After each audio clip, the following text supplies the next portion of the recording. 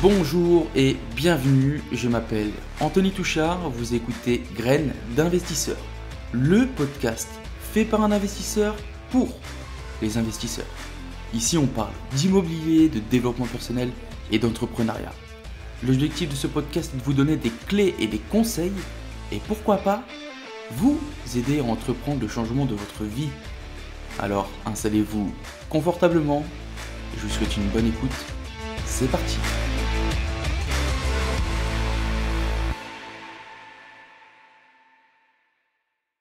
Bonjour et bienvenue tout le monde, bienvenue dans ce tout nouvel épisode du podcast Graines d'investisseurs, c'est Anthony et comme d'habitude c'est toujours un plaisir de vous accueillir pour l'épisode du jour.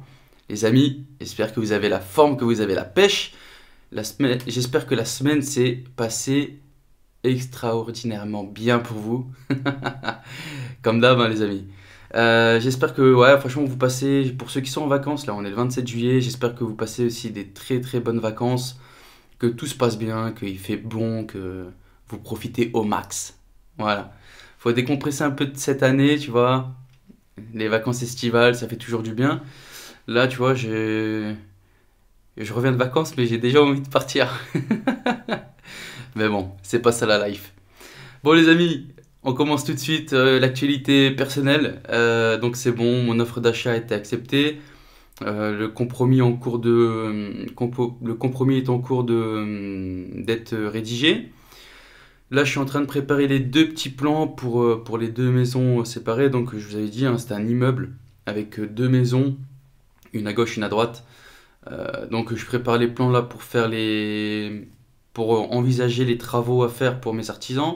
Donc ensuite, on va refaire une visite avec les artisans pour coordonner un peu tout ce qu'il y a à faire. Et puis, le nerf de la guerre, on va commencer à faire les recherches de financement. Alors, je pense que cette fois-ci, ça sera assez simple parce que je vais mettre un bon petit apport, je pense. Mais c'est une affaire qui va rouler. Je sens que ça va le faire. Et sinon, concernant le deuxième immeuble, j'ai toujours pas eu de retour. Faut que je le relance là, on verra. Ensuite, on passe tout de suite à l'actualité immobilière de la semaine et on commence tout de suite par la réforme des APL devrait permettre de réaliser 1,1 milliard d'euros d'économies. Malgré la crise, le gouvernement devait presque atteindre ses objectifs d'économie qu'il s'était fixés avec la réforme des APL. C'est pas mal, hein? On économise 1,1 milliard. Et du coup, moi, la question que je me pose, c'est pourquoi avoir attendu autant de temps pour réaliser 1,1 milliard d'économies sur les APL? Bref. Ensuite, on continue au Royaume-Uni. Ah ouais, celle-là, non, tu sais quoi, celle-là, je vais la garder pour la fin, parce qu'elle est terrible. Celle-là, elle est terrible, je vous la garde pour la fin, les amis. Alors, le marché du crowdfunding immobilier retrouve ses niveaux d'avant-crise. L'un des acteurs du crowdfunding immobilier dévoile son baromètre au premier semestre. Et force de constater que le marché retrouve son dynamisme d'avant la crise sanitaire. Le bilan des courses est que le montant collecté atteigne 408 millions d'euros au premier trimestre, soit plus 122% par rapport à la même période l'année dernière. Le nombre de projets financés est de 468, un nombre qui a doublé en un an.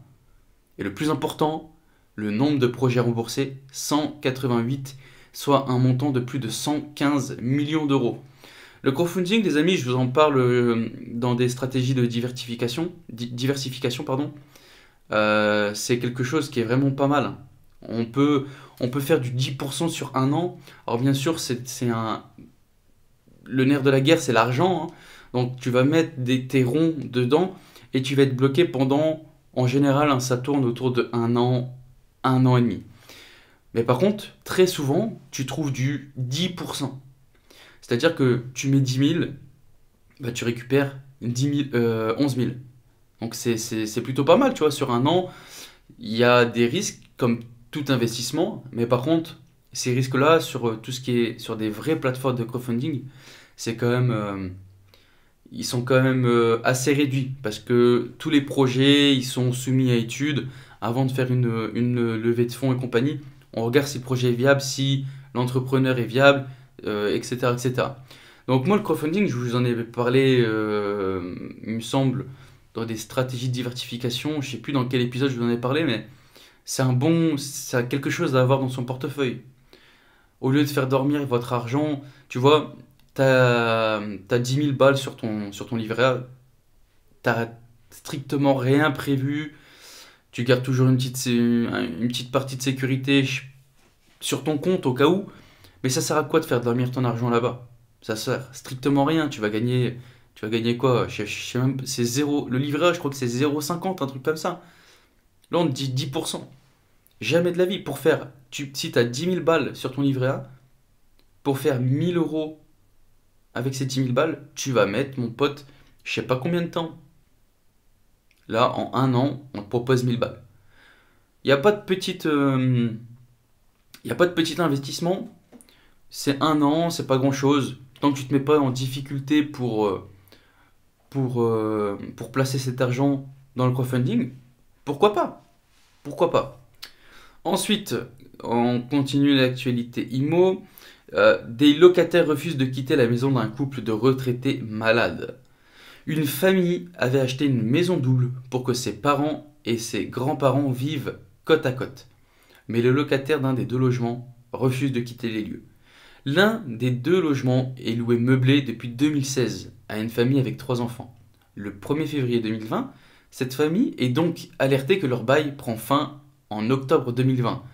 Et le bail ne sera pas reconduit. Mais dès l'été 2020, la famille de locataires cesse de payer le loyer et les charges. Ils émettent des chèques sans provision et ne réalisent aucune démarche pour chercher un autre logement. À quelques jours de la signature définitive de la vente, prévue mi-octobre, la famille de locataires décide de ne pas libérer les lieux. La vente est donc annulée. Finalement, cette vente est signée en décembre 2021, requalifiée en vente occupée et non plus vide. Alors, petit aparté, j'espère qu'ils ont négocié le prix en fonction. Parce que t'achètes vide et t'achètes occupé, c'est pas la même donne. Donc j'espère qu'ils ont fait une petite négociation. Ensuite, une famille qui agace la fille des acheteurs, d'autant plus que la famille des locataires n'est pas dans le besoin et fait traîner les procédures. Le père, écoutez celle-là elle est terrible. Le père effectue une thèse de droit international en co-tutelle avec l'université d'Angers et l'université de Genève. Parfaitement au courant des subtilités du droit, le père utilise son savoir à mauvais escient. Je sais pas ce qu'on peut dire sur ça, les amis, mais comme quoi que ça peut arriver vraiment à n'importe qui. Et souvent, on a dans l'imaginaire collectif, quand tu dis quelqu'un qui est mauvais payeur, qui paye pas, qui fait des impayés de loyer, etc. On va pas se mentir, hein, on a dans notre tête l'image un peu cassos, de la personne un peu cassos, etc., qui essaie de gruger l'État, etc., etc. Mais comme quoi, vous voyez, c'est pas totalement vrai, hein. Là, on se retrouve avec une famille qui a 3 enfants. Le père, il étudie le droit, donc tu vois, clairement, c'est quelqu'un qui est quand même intelligent, tu vois, dans le fond. Euh, donc voilà, dans l'imaginaire collectif, on voit directement quand je te dis ouais, j'ai un locataire mauvais payeur, il me fait des impayés de loyer, on voit directement un peu ce cassos. Mais au final, c'est une idée reçue. Ça peut être autant un médecin ça peut être autant un médecin qu'un ouvrier. Enfin, il y a pas de type, comment dire, il y a pas un type spécial qui automatiquement va être mauvais payeur. Non, ça peut être de toutes les catégories sociales, pardon, et peu importe, voilà. On va clôturer comme ça avant que je dise n'importe quoi. Et la dernière, les amis, celle-là, je vous la réserve pour la fin. Comme quoi qu'il y a du business à faire partout. Au Royaume-Uni, les cabines de plage se vendent à prix d'or.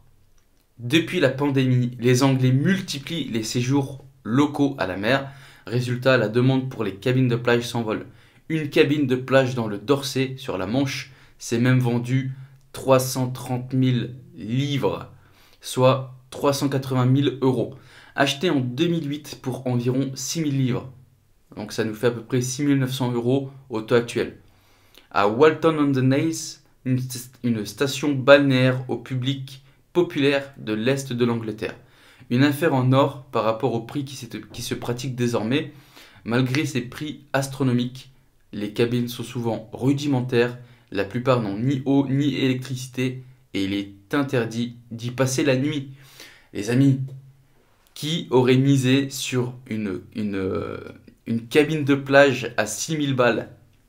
Franchement, quand j'ai lu cette actualité-là, je me suis dit, attends, what the fuck, c'est pas possible.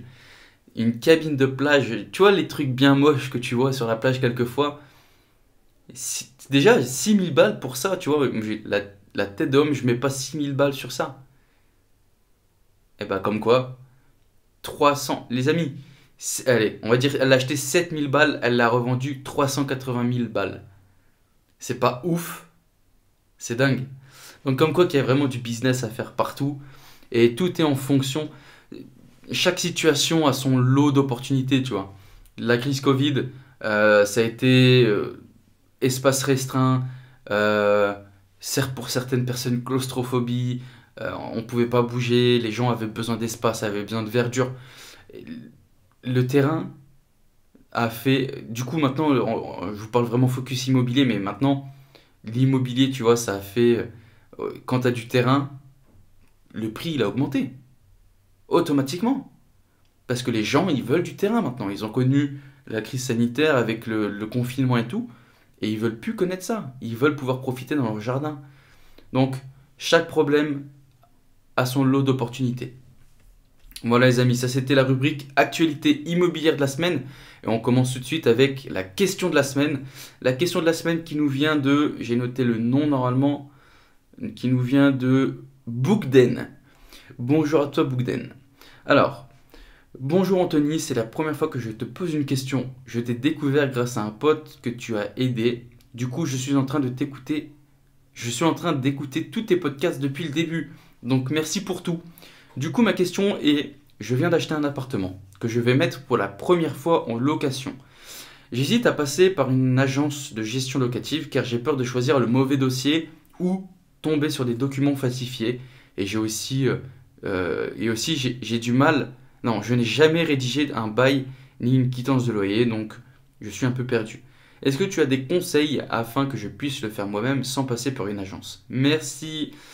Écoute, Boukden, euh, je vais déjà te laisser, premièrement, je vais aller te laisser écouter l'épisode sur la gestion locative. Parce que c'est un épisode que j'ai assez bien détaillé, je trouve. Tu trouveras pas mal d'informations dedans. Et je vais te dire, comme j'ai dit lorsque j'ai fait cet épisode, je ne serai pas totalement impartial sur les agences de gestion. Donc, tu prends mon avis avec des pincettes, mais tu prends mon avis voilà, en sachant que j'ai un parti pris. Moi, personnellement, je suis contre la gestion en agence. Parce que ils te font rêver, ils te disent, ouais, ton bien, ça sera au centre de toutes nos attentions, etc., etc. Ton bien, on va en prendre soin comme si c'était la prunelle de mes yeux, etc., etc. Alors que c'est totalement faux. Ça te coûte cher en plus, au final, alors, ça reste mon avis personnel, hein, mais ça te coûte cher pour la qualité de service qui est médiocre. Euh, En général, on tourne entre 5 et 7, 8% de loyer, ce qui te fait quand même, sur un an, un loyer. Donc bon, un loyer, ça fait déjà quand même pas mal. Maintenant, moi, franchement, voilà, je suis vraiment pas fan des gestions locatives en agence parce que c'est de la daube. Et je vais te donner un dernier exemple. Euh, non, je vais donner deux exemples. Parce que moi, j'ai déjà testé la gestion locative. Lorsque j'ai posé un appartement en gestion locative, lorsque j'ai récupéré ce logement, il était tellement flingué et j'avais jamais eu connaissance des dégâts. C'est-à-dire que l'appartement était... Alors, il n'était pas refait à neuf. Je vais pas faire le mytho. L'appartement n'était pas refait à neuf, mais l'appartement était propre. Tu vois. C'était un appartement que je pouvais habiter dedans, tranquillement. C'était pas la folie, c'était pas du haut de gamme, mais c'était un appartement propre. Lorsque je l'ai récupéré, détruit. Détruit. Et pourtant, les agences L'agence m'a jamais contacté pour me dire ah oui, là, il y a eu ça, il y a eu ça, il faudrait peut-être qu'on fasse ça, etc. Que dalle, que dalle. Donc ça, c'était le premier exemple. Et le deuxième exemple, plus récent, tu sais, je viens d'acheter ma résidence principale, et donc j'étais locataire de mon ancienne RP. J'étais locataire, logement qui est dans... vas-y, on va afficher, hein, on s'en fout. Agence Gestrimonia qui s'occupe de la location de cet appartement. Moi, j'ai donné mon préavis il y a plus de 3 mois. J'ai dit que l'appartement était dispo à la location, etc. parce que j'avais déjà acheté ma RP. Donc, préavis de 3 mois. Franchement, je crois que je l'ai gardé un mois entre deux. Et en gros, il était libre déjà 2 mois à l'avance. Tout avait été fait, etc., etc. Je leur avais dit, écoutez, vous pouvez programmer des visites, vous pouvez rentrer, vous avez la clé, il n'y a aucun problème. L'appartement est vide, aucun souci. Eh ben, ils ont fait aucune visite. Aucune visite de programmée. Zéro. Bref, c'est pas grave. Tu vois, je me suis fait un peu niquer mes 2 mois de loyer dans le vide. Mais, allez, c'est pas grave, c'est rien. Mais surtout, écoute ça. Moi, mon préavis, il finissait le 12 juillet. Je les ai contactés pour programmer un état des lieux. Aucune nouvelle. Tu sais, normalement, c'est eux, ils t'appellent, ils te disent oui, alors le préavis se finit le 12 juillet, il faudrait qu'on fasse le préavis, qu'on fasse l'état des lieux avant, etc., etc. Que dalle. Que dalle. Je les contacte, donc 12 juillet, il passe. Je les contacte, je leur envoie des mails pour dire oui, vous m'avez peut-être oublié, j'ai toujours pas fait l'état des lieux, etc., etc. Je reçois un appel le 22 juillet pour me dire ah, bah écoutez, on vient de se rendre compte que vous n'avez toujours pas rendu votre logement, etc. Il faudrait peut-être faire l'état des lieux. Je dis mais vous rigolez ou quoi? Je vous ai envoyé X mails, les appels, tu les appelles 15 minutes avant de les avoir. 15 minutes, moi j'ai pas de temps à perdre, tu vois. 15 minutes c'est trop. Donc j'ai envoyé des mails beaucoup plus simples. Pas de nouvelles. Moi maintenant, là je suis en mode locataire. Maintenant mets-toi en mode propriétaire. Parce que ça veut dire que l'appartement est libre depuis quasiment 3 mois, prêt à être loué, et il n'y a personne dedans. Donc le propriétaire ne touche pas de loyer pendant ce temps-là. Est-ce que tu crois vraiment que le propriétaire, là, il le sait que il marche à reculons pour faire l'état des lieux? Non. Non, parce qu'ils doivent... c'est abusé, tu vois. Bref, moi vraiment, les amis, si vous pouvez éviter la gestion locative, évitez-la. Et parce que vraiment, je suis pas chaud. Je suis pas chaud pour les agences de gestion, c'est vraiment de la daube. Mais maintenant, je vais donner quelques conseils pour la gestion locative. Franchement, moi, dans tous les cas, je pars du principe que pour mettre en gestion, c'est obligatoire. Il faudra que tu fasses la gestion par toi-même pour savoir de quoi tu parles. Pour pas qu'on t'embrouille, pour pas que les agences de gestion t'embrouillent l'esprit, te disent ah oui, non, ça c'est comme ça, c'est comme ça. Non, toi tu fais, une fois que tu as compris la chose, comment ça fonctionne, etc., etc., là tu peux mettre en gestion. Comme ça, tu pourrais quand même avoir un focus, avoir une vision dessus, un peu de loin, mais voilà. Donc maintenant pour la gestion locative, faut savoir qu'un appart, comme tu me dis, rappelle-moi ton nom, comme tu me dis, Bougden, un appart, c'est pas chaud. Franchement, c'est tranquille. Un appart, c'est pas quelque chose de fou. C'est juste le temps de mettre un petit peu la machine en route, mais tu verras que c'est assez simple. Maintenant, j'ai donné quelques conseils. C'est que, déjà de 1, tu dois toujours garder le vouvoiement. C'est important. Moi, je vous vois tout le monde. Je vous vois tout le monde. Même les personnes plus petites que moi, en âge, je vous parle. Sinon, ça serait un peu discriminant. Les personnes qui ont 22, 23 ou les personnes qui ont 40, 50, le vouvoiement, obligatoire. Tout simplement parce que le vouvoiement, ça te fait garder quand même une certaine distance et le locataire va comprendre que voilà, vous n'êtes pas potes, t'es le propriétaire, c'est le locataire, il a des droits, toi aussi, et il y a des devoirs. Donc le vouvoiement, c'est hyper important. Le deuxième conseil que je peux te donner, c'est sur la sélection du dossier. Prudence, prudence, prudence. Il faut que tu prennes aucun dossier bancal. Mais ça veut dire que tu évites toutes les situations à risque, etc., etc. Tu iras réécouter un peu le podcast de la gestion locative, mais voilà. Tu prends le maximum de précautions pour éviter le risque d'impayé. Maintenant, attention, le risque zéro n'existe pas. T'as beau prendre le dossier qui sent la rose, le mec a une situation d'enfer et compagnie et compagnie. Le risque zéro n'existe pas, tu auras quand même peut-être un risque d'impayé, on ne sait pas.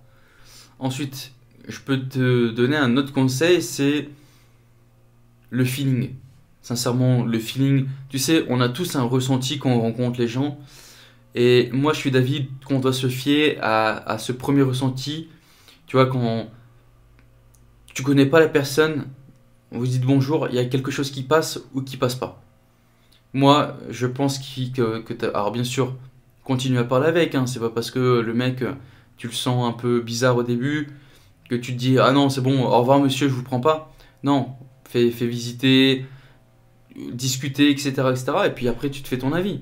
Si pour toi le feeling il est passé, vas-y. Si le feeling ne passe pas, laisse tomber. Laisse tomber. Il faut toujours se fier à son, je sais plus comment ça s'appelle, mais c'est son ressenti. Voilà, on va dire ça. Ses pressentiments. Ensuite, moi, pour me simplifier un peu la gestion des logements, moi j'utilise Rentila. Rentila, c'est plutôt cool. Franchement, c'est simple d'utilisation. Tu as une application, tu as l'interface sur internet, etc. C'est vraiment top. Je me fais mes quittances en 2 minutes top chrono. En 2 minutes top chrono, j'ai mes quittances, je fais ma gestion, etc., etc. C'est très très simple. Donc Rentila pour la gestion locative. Après, sache qu'il y en a d'autres, hein. Moi, je suis sur Rentila, mais il y a Locksmart, il y a plein d'autres choses. Ensuite, dernier conseil, c'est le dernier conseil que je peux te donner, mon ami, c'est d'aller écouter l'épisode sur la gestion locative, hein. Va écouter l'épisode sur la gestion locative, j'ai vraiment bien approfondi la chose. Ouais, tu trouveras plus d'informations que là. Donc voilà mon ami, ça c'était pour toi Boukden. J'aime bien, je sais pas si c'est un pseudo ou si c'est ton prénom, mais en tout cas il est stylé. Euh, voilà, donc gestion locative en tout cas n'aie pas peur, c'est pas quelque chose de ouf. Après tu sais, on a tous été débutants dans quelque chose et on a tous été débutants dans la gestion locative aussi. Donc tranquille, n'aie pas peur. Voilà, voilà. Et ensuite, on prend la deuxième question de la semaine par Sarah. Salut Anthony, j'ai moi aussi une petite question pour toi. Je suis en train d'investir dans un immeuble et faire des meublés d'ici quelques mois. Ma question est-ce que je peux acheter des meubles d'occasion, mais du coup je n'aurai pas de facture?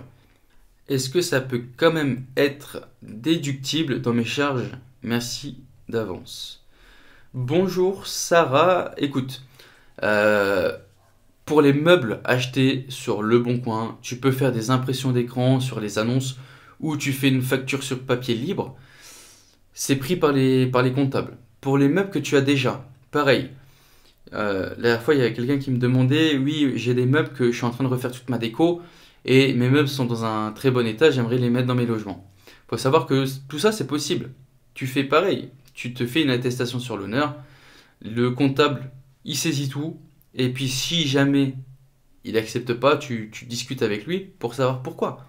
Si par exemple tes meubles ils ont 15 ans et que tu as mis en valeur mobilière, tu as mis 10 000, ouais, voilà, à un moment, tu vois, il faut être comment dire, réaliste et tu peux pas, quand c'est quelque chose de tout à fait faisable, oui, il n'y a pas de souci. En tout cas, acheter ces meubles sur Le Bon Coin, il n'y a aucun problème.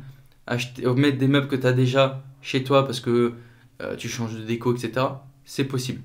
Le comptable il saisit tout cela et c'est soit passé en charge, soit en amortissement. Après, ça, c'est un autre sujet. Il faut savoir que moi, je l'ai déjà fait. Mon CGA, conseil de gestion agréé, a déjà validé sans réserve des comptes où j'ai fait passer des meubles sur Le Bon Coin. Donc, a priori, les impôts ne doivent pas revenir dessus.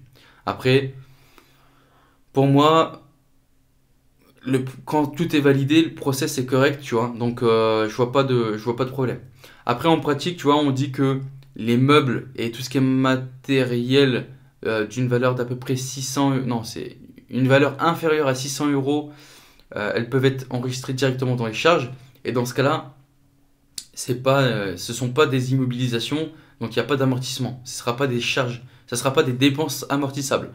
Maintenant, pour toutes les dépenses supérieures à 600 euros, et ça peut arriver, hein, tu peux acheter une table à 700, 800, un fauteuil à 1000 boules, 2000 boules. Bah, faut savoir que ces dépenses-là, supérieures à 600, elles, par contre, constitueront une charge amortissable. C'est-à-dire qu'après, maintenant, pour définir la durée d'amortissement, bah, ça va être en fonction de la durée d'usage qui est dans le BOFIP, Bulletin officiel des finances publiques. Tu retrouveras là, par exemple, je te donne quelques exemples de durée d'usage.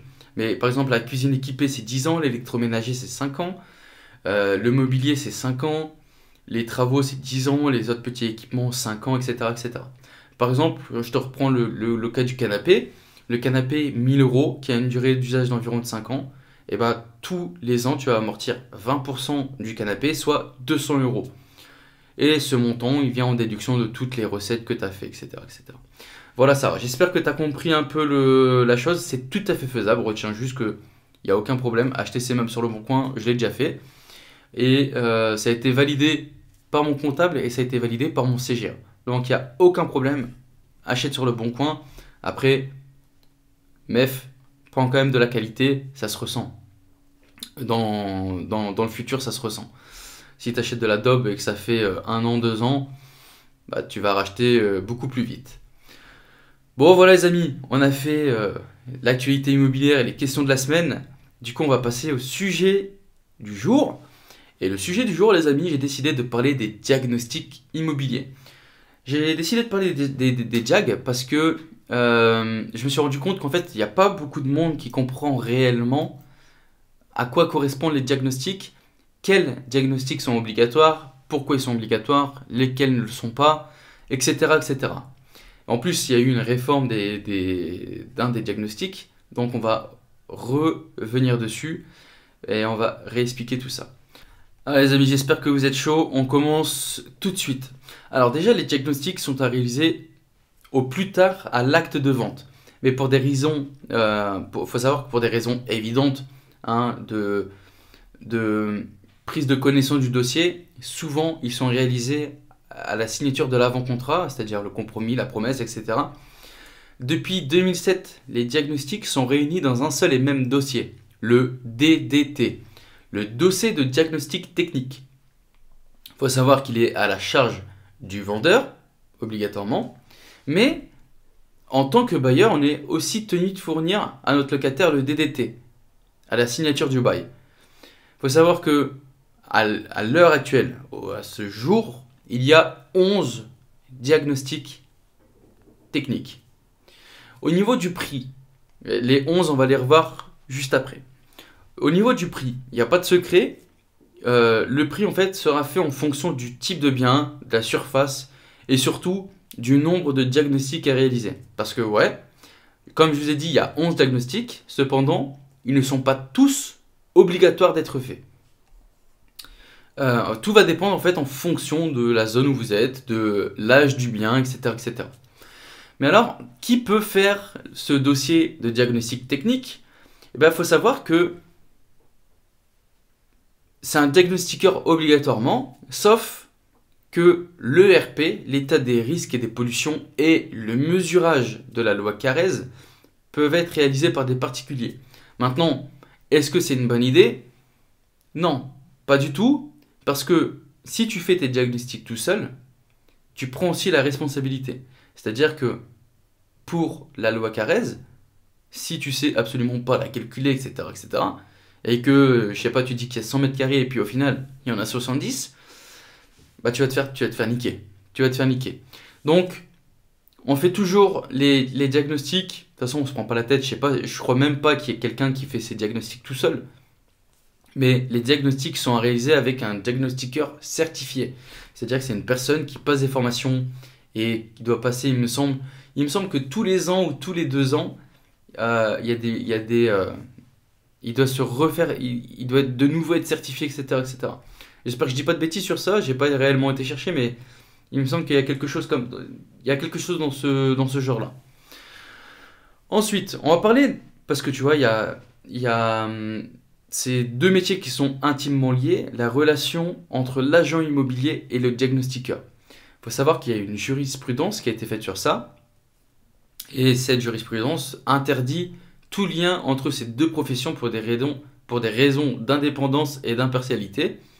Ça paraît logique, hein, mais un agent peut demander, tu vois, à ce que on minimise les JAG, qu'on rajoute 2-3 mètres carrés, etc., etc. Maintenant, il faut savoir qu'il y a eu un durcissement un peu de quelques diagnostics, et ça sera de plus en plus compliqué de maintenir ça avec cette nouvelle loi, euh, parce que maintenant le diagnostic va devenir opposable, etc., etc. Donc on a vu un peu le contexte des JAG, pardon. Maintenant on va vraiment rentrer dans le vif du sujet, mais c'est quoi les JAG obligatoires? En fait, ce qu'on va faire, c'est qu'on va voir les 11 diagnostics, et on va voir qu'est-ce qu'on fait, etc., etc. On va commencer tout de suite par le diagnostic amiante. Il faut savoir que le diagnostic amiante, il est autant pour la vente que pour la location. Ce diagnostic, il est obligatoire pour l'ensemble des biens dont le permis de construire a été établi avant le 1er juillet 1997. Maintenant, au niveau de la validité, la validité est illimitée. S'il n'y a pas d'amiante, ça paraît logique. Maintenant, s'il y a de l'amiante, il faut savoir qu'à chaque fois, il y aura des vérifs qui seront faits de manière régulière. Maintenant, je vous ai dit, il est nécessaire pour la vente et pour la location. Les vérifications qui sont faites, en fait, il y a plusieurs choses qui sont regardées par le diagnostiqueur. Premièrement, il y a le calorifugage. Vous savez, c'est l'isolation des tuyaux. Ouais, pour faire simple, voilà. On va dire que c'est l'isolation des tuyaux. Tu sais, tu as des gros tuyaux, et puis souvent, tu as une grosse mousse autour. Bah, ça, c'est le calorifugage. Ensuite, on a les flocages.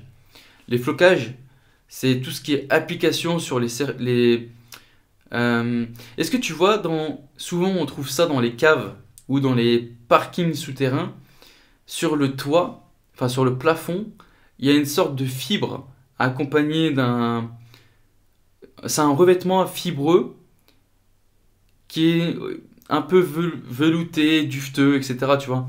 Tu trouves ça dans les parkings souterrains, sur les plafonds. En fait, au niveau du feu, ça résiste bien au feu, ça évite de faire une grosse propagation directement. Mais dedans, en fait, souvent, il y a de l'amiante. Donc, le diagnostiqueur vérifie aussi le flocage. C'est ce qu'on appelle la technique du flocage. Ensuite, il y a le faux plafond. C'est peut-être le plus connu, hein. C'est des sortes de dalles faites en amiante. Après, il faut savoir que maintenant, on n'en fait plus trop, mais sur les anciens logements, c'est vrai que tu peux trouver sur les anciens logements, tu peux en trouver assez facilement. C'est des grosses dalles en amiante qui sont normalement interdites de nos jours, mais qui, avant, c'était la norme, entre guillemets. Donc ça, c'est les vérifications qui vont être faites par le diagnostiqueur au niveau du diagnostic amiante.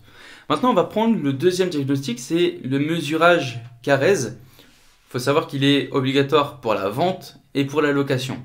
Il est obligatoire en fait pour tous les logements situés en copropriété, que ce soit vertical ou horizontal.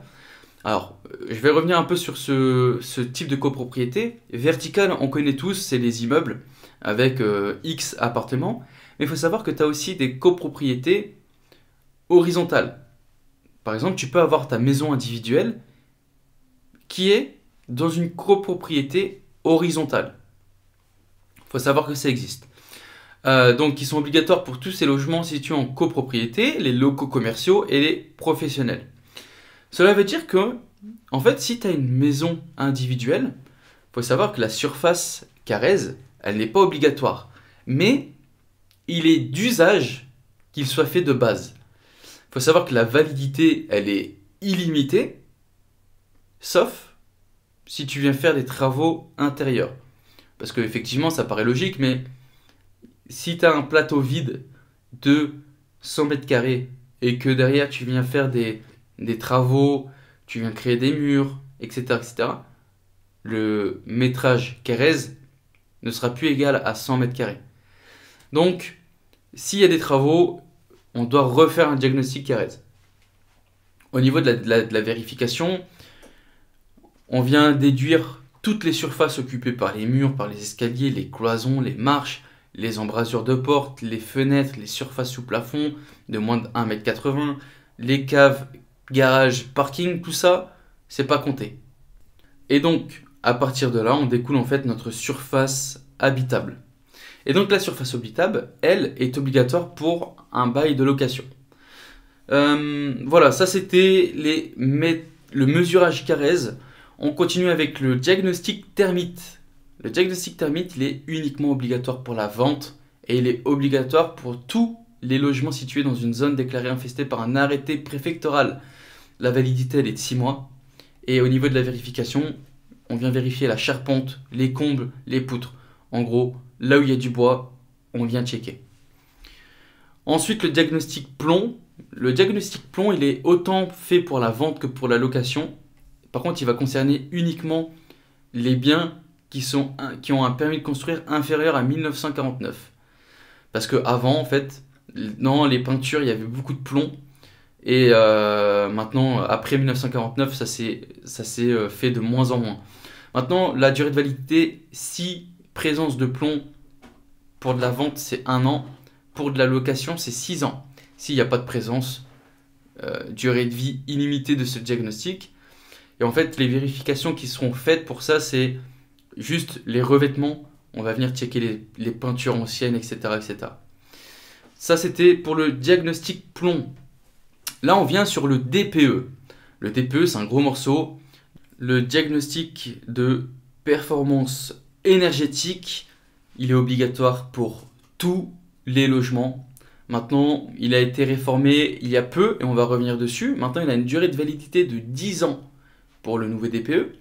Et tous les diagnostics qui ont été réalisés entre le 1er juillet 2013 et le 1er juillet 2017, ils seront valables uniquement jusqu'au 31 décembre 2022. Pour tous les diagnostics réalisés entre janvier 2018 et juin 2021, ils seront valables jusqu'en décembre 2024. Il faut savoir qu'en fait maintenant il est calculé d'une manière totalement différente par rapport à l'ancien DPE. Là on va venir réellement sonder le bien. Tu sais, en fait le DPE avant, on venait comparer tes consommations, etc. etc. Et souvent, alors si vous êtes déjà investisseur, vous allez le comprendre, mais souvent quand un logement était inoccupé pendant X temps, on avait un DPE vierge. Parce qu'en fait, il n'y avait pas de locataire, il n'y avait pas de vie dans ce logement, donc le logement n'était pas chauffé, il n'y avait aucune information, il y avait, il n'y avait rien sur quoi se baser. Maintenant, ce DPE-là, il va plus se calculer en fonction de tes dépenses énergétiques, mais il va être vraiment sur la structure du bien. Est-ce que on est bien isolé? Est-ce qu'il y a du double vitrage? Est-ce que le chauffage est bien? Etc. etc. Et donc, ça, c'est le nouveau DPE qui est entré en vigueur le 1er juillet de cette année. Donc, très très récent. Que dire de plus, les amis? Le DPE, hyper important. Maintenant, il est opposable. Et surtout, il va mettre en place cette loi climat qui va t'interdire de louer des logements d'ici quelques années. Hein. Après, c'est quasiment demain. Mais dans quelques années, assez proches, un DPE-D sera interdit d'être loué. Donc, méfiance sur le DPE. Maintenant, c'est quelque chose qui rentre en compte dans vos négociations parce que le DPE, c'est hyper important. Ensuite, on a le diagnostic gaz, autant pour la vente que pour la location. En fait, il concerne tous les biens si l'installation a plus de 15 ans. Si l'installation gaz a plus de 15 ans, évaluation de tous les appareils reliés au système, cuisson, chauffage, eau chaude. Mais également, on regarde si les aérations, si les ventilations, si tout ce qui est évacuation d'air et compagnie, si tout est OK.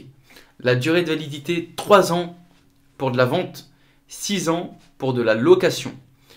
Ensuite, on a le diagnostic électricité. Il concerne la vente et la location. Là, c'est pareil. Tous les biens de plus de 15 ans, tous les biens qui ont une installation de plus de 15 ans, on vient vérifier le risque électrique, cuisine, salle de bain, salon, toutes les annexes, terrasse, garage, piscine. Même si vous n'avez pas de piscine, on vient checker la piscine. La durée de validité, 3 ans et 6 ans pour de la location. Le RP, état des risques et pollution pour autant la vente et la location, ça concerne absolument tous les biens de France. En fait, ici, souvent, c'est pas vous qui le faisiez, mais votre notaire vient checker et il va te dire les informations. En gros, on vient vérifier si le bien se situe dans une zone géographique qui est sujet à séisme, inondation, etc., etc. Et si le bien est visé par un arrêté de catastrophe naturelle. Il faut savoir que c'est un JAG qui est hyper récent, ça a été mis en place en 2018 et il a une validité de 6 mois. Tous les 6 mois, c'est actualisé.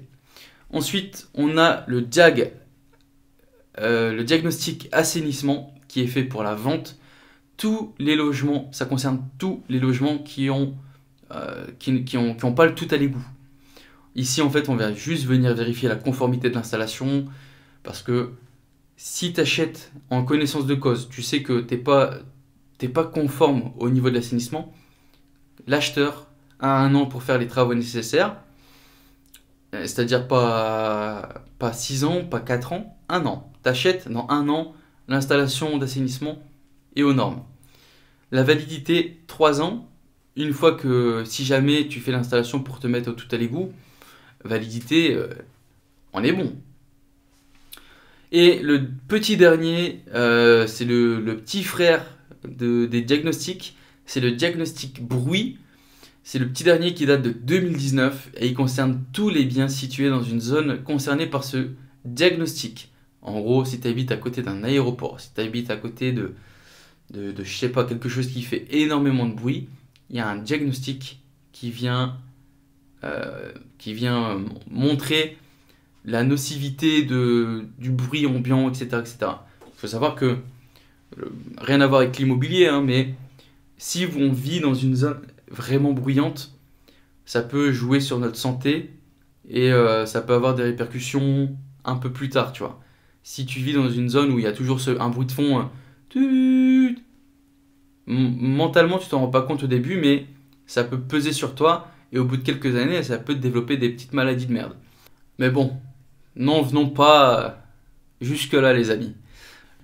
Bon, voilà les amis, l'épisode du jour est fini. J'espère que dans cet épisode consacré au JAG, vous avez appris 2-3 choses.